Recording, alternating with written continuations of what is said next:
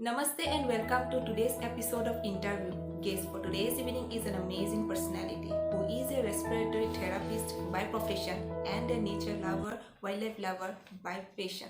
So without any further delay, let's welcome Mr. Rajiv to our studio. Hello Mr. Rajiv, welcome you to this session of interview. Thank you so much for this valuable time. Hi, thank you so much for welcoming me and also having me here. So it's a big pleasure to be here. Thank you so much. So, beginning with the first question, we would like to know about yourself a little bit. My name is Rajiv, and also I've been called as Raj among my friends and also in the social media platforms. I'm a professional respiratory therapist and also a wildlife enthusiast. I was so fascinated about birds and wildlife right from my childhood. But technically speaking, with all the technical aspects using cameras, recording the birds, recording the wild animals, just few of them. So it all started from 2016. So that's the year where I came able to own a camera for myself. So from 2016 I've been started just liberally, slowly I've started, and in 2020 I have upgraded to a proper professional camera and lenses. So from 2020 I've been doing it with full stretch. Yes, so tell us something about your profession as a respiratory therapist. Yeah, so this is one of the greatest profession according to me and also to most of the people who is being as a respiratory therapist. And being as a respiratory therapist, I totally and thoroughly enjoy my job because it is one of the best thing that I ever got in my life. It is also about being the social service, but also be getting paid for it, and I always enjoy being as a respiratory therapist. So, how do you assess a patient condition and develop individual therapies? See, diagnostic part of it is completely done by a doctor. Since I'm working in an ICU, the patient who comes to the emergency first, they will come to the emergency department. From the emergency department, the patient will be diagnosed and patient will be taken for all the investigations, and also whatever the scan, the blood test and everything is done in the emergency department. So from there, the patient will be sent to the particular department, whichever the patient is admitted under. Say for an example, if the patient is having a severe head injury, because I'm working in a head injury ICU. So if the patient is coming with a head injury, so the patient will be sent for all the investigations, and patient will be thoroughly examined in the emergency department, and the patient will be brought to the ICU. So that is a neuro ICU or neurotrauma ICU. So we used to receive a patient and we used to do a further therapy there. It depends on the patient condition. So where the patient exactly wanted to go, whether the patient wanted to go to a medical ICU, the patient condition will be different. So when the patient want to come to a neuro, the patient condition will be entirely different. So, is there any challenging moment that you would like to share with our audience from your professional field? Yeah, of course, the main important thing I always wanted to tell everyone is try to wear helmet, please. Since I'm working in a neurotrauma ICU, I have seen a very worst cases every day because not wearing helmet, not wearing a seat belt. Because the people, those who travel on the roads, they are taking it very light until unless they suffer. Yes. Because someone who is traveling on the road and someone is hit by a car or hit by some vehicle and they get into injury and they are thinking it's never going to happen for me until unless you realize it actually happened to you. But we do not know. We do not know what that life is going to bring it up. We do not recognize what the next moment is going to be. So please, I beg you everyone, please try to wear helmet. It is most important and it is mandatory. Yeah. So precaution is better than cure, right? Yeah, of course, exactly. It's a life-saving thing. As we are talking about COVID situations, we always want everyone to wear masks. We wanted to make social distancing and we wanted to follow all the government guidelines and everything. That's okay, everything's fine. But this is important, this is more important. Do you know something? Within 24 hours, there is many thousands of people who dies because of not wearing helmet, because of not wearing a seat belt. Please don't do that. because your life is precious, your life is valuable. There's lots of things you have to think about. Yeah, this data is really of serious concern. So now, how would you describe a day in the life of a respiratory therapist? Yeah, this is a nice question, because the life of being a respiratory therapist is not so easy, because working in an ICU is the greatest task ever that I felt, because every time you have to run around, you have to just keep filling up yourself, and you have to be more energetic all the time. You receive patient every night, every day, and you do not know what type of patient is going to come. It could be a severe head injury, it could be a moderate head injury, it could be a mild head injury. You're not sure about what type of patient you're going to receive. So the day-to-day life being as a respiratory therapist is completely awesome. I totally enjoy my life as being as a respiratory therapist, and moreover, I always value my job, because I always given a number one priority for my job. That's really great. And what would you see as future horizons of respiratory therapies in India? Yeah, the future of respiratory therapists all over the world is really great, and if you wanted to become a respiratory therapist, I request you to prefer studying BSc Critical Care Technology or BSc Respiratory Therapy. Both are similar, but only there is some changes with the name, but otherwise both are same. So I request everyone to try to get into BSc degree. It should be a respiratory therapist if you wanted to become a respiratory therapist. So being as a respiratory therapist, we are getting recognized all over the world, especially during this COVID pandemic situation. The need of respiratory therapists was really in a demand. So please kindly just go ahead and do it if you're really interested. What is your role as a respiratory therapist in your present profession? Means you work in the ICU, right? So Yeah, what exactly. is your role there? See, basically when the patient comes to an ICU, so who comes to an ICU, the most of the cases, they'll become more unconscious. As I'm working in neuro ICU, I'm talking about in my perspective. So patient comes to an ICU with a severe head injury, they'll be completely unconscious. So they cannot able to breathe. As my part, as a respiratory therapist, we used to intubate a patient. The term intubation stands for we provide an artificial airway for the patient since the natural airway gets bypassed. So that is the main work, and rest of the work continues. Like we are doing proper suctioning every day, and we are giving oral hygiene, and also we taking care of all the equipments which is in the ICU. We especially take care of ventilators. We handle ventilators, and also we involve in certain invasive procedures like doing a tracheostomy. So that is putting a hole in your trach instead of just putting a tube into a mouth. So for some certain duration only you can able to tolerate the tube within your mouth. But if you are crossing a week or 10 days, so probably you might not need this tube. So there is a lot of chances for infection. That's why we always wanted to put a trach tube. So most of the people they would have seen in movies, like they put a tube on your trach. So that is a thing that we do. And apart from that, we do a lot of blood investigations in ICU, and also we resuscitate patients. So the patients whoever has a heart attack, we used to call it as in cardiac arrest, or a patient who is having a respiratory arrest, where the patient's heart will stop, and we try to resuscitate, and we will revert. And we have successfully reverted so many cases, and some cases has become very severe and we couldn't able to revert it. So this job is quite tricky, as well as this is one of the amazing jobs as we talk about the medical point of view. You are right.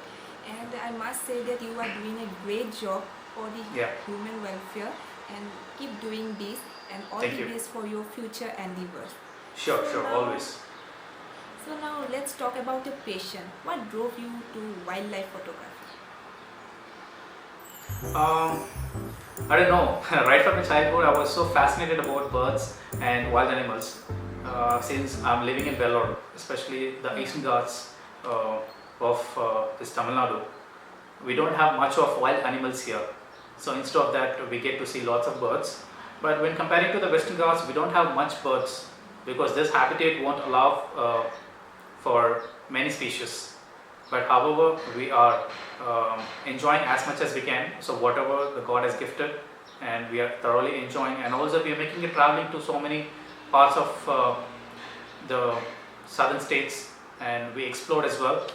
And yeah, there's a lot to explore, and also we are doing it in a great way. It is seen that you have explored in and around Vellore a lot. Yeah. So, is there any of your favorite place for Ah. photography? Yeah, especially I don't know whether I can able to reveal this, but one of my favorite places is behind VIT University. So VIT University is one of the familiar colleges all around the world, and they have very good tie-up with so many countries. And behind the VIT University, we have a small mountain. So around that mountain, we get to see lots of species. So that place is my most favorite place ever, especially in Vellore. Okay. How your passion has impacted your lifestyle? As being as a wildlife enthusiast, I always enjoy being in the wild, and I always love nature. The lifestyle is completely changed as being as a full-time therapist, and also being passionate about birds and wild animals. Especially if I wanted to say my routine will be like morning I have to go for a birding. So I just made it as a mandatory. So how if the patient who's having diabetes mellitus, if the doctors are requested him to go for a walk, and they have to just do it as a mandatory. As same thing that also I'll do it for myself. Like I go for a birding every day. So whenever I get a chance, so very minimally I miss the chances. But most of the days my shifts are like, sometimes I used to have a morning shift like at 8 o'clock and second shift at 2 o'clock. So whenever I'm going for a second shift, definitely I'll go for a morning birding.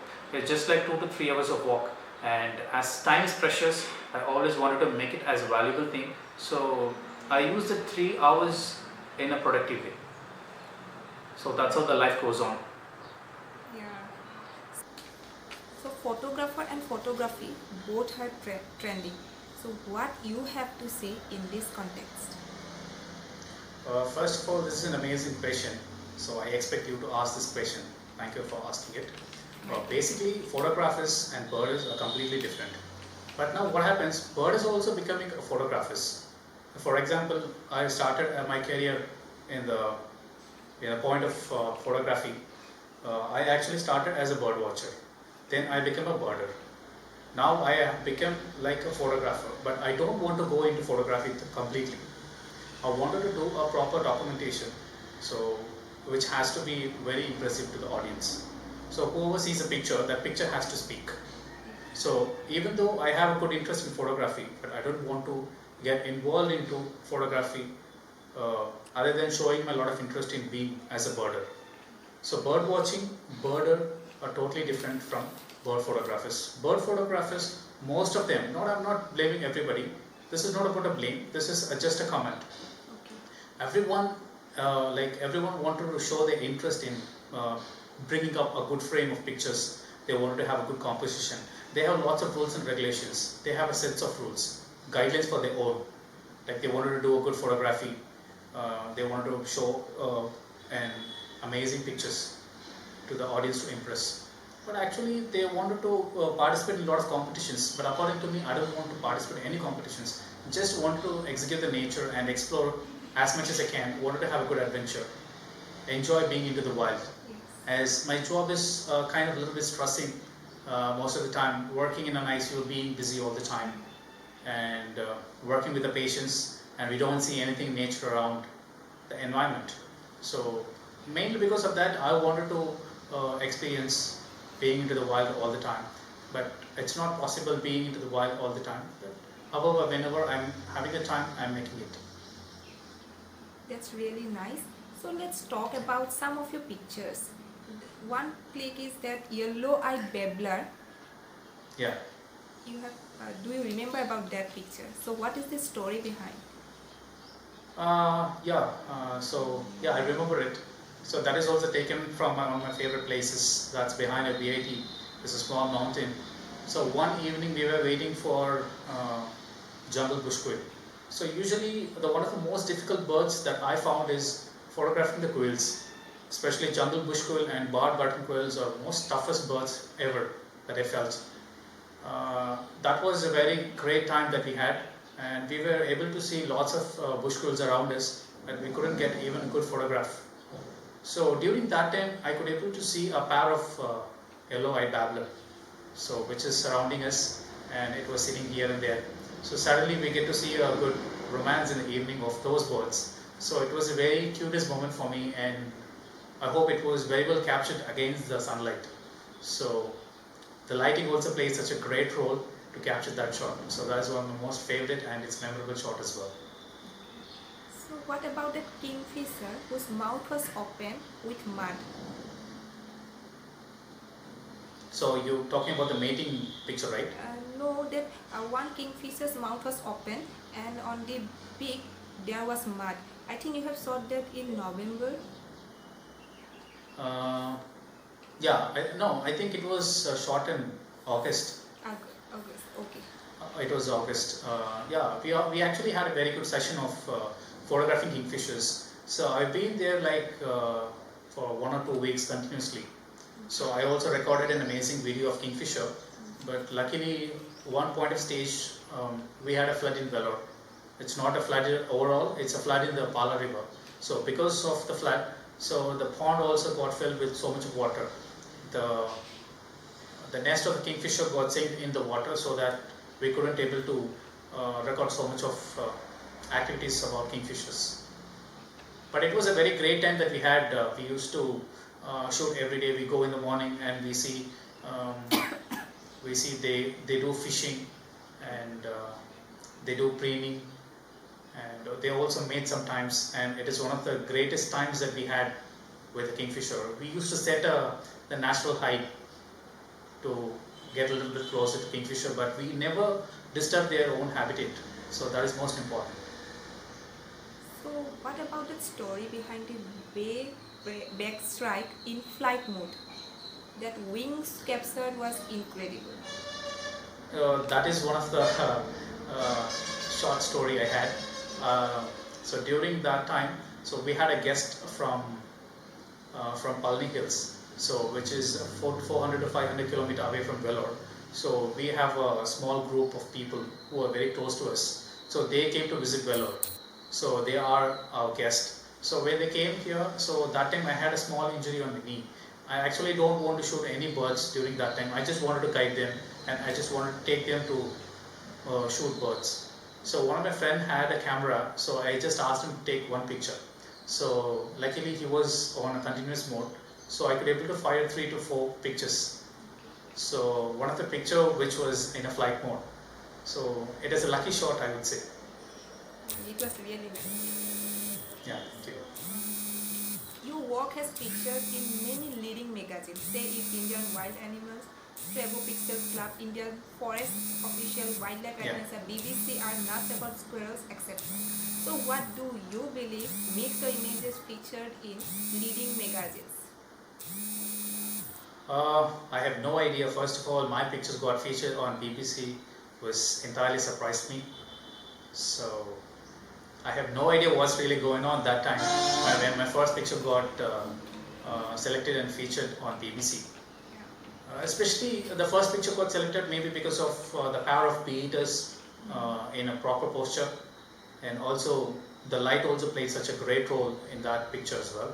So, but I never thought it could be a bee eater get featured on BBC, honestly. But I was so happy that the picture got featured on BBC, but not for bee eaters. But bee eaters are also one of the greatest and amazing features as we have seen around. But still, I also got some other good species that I thought those will get featured, but it wasn't.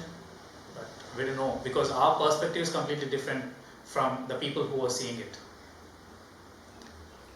So Mr. Raj, we are nearly to the end of this interview session.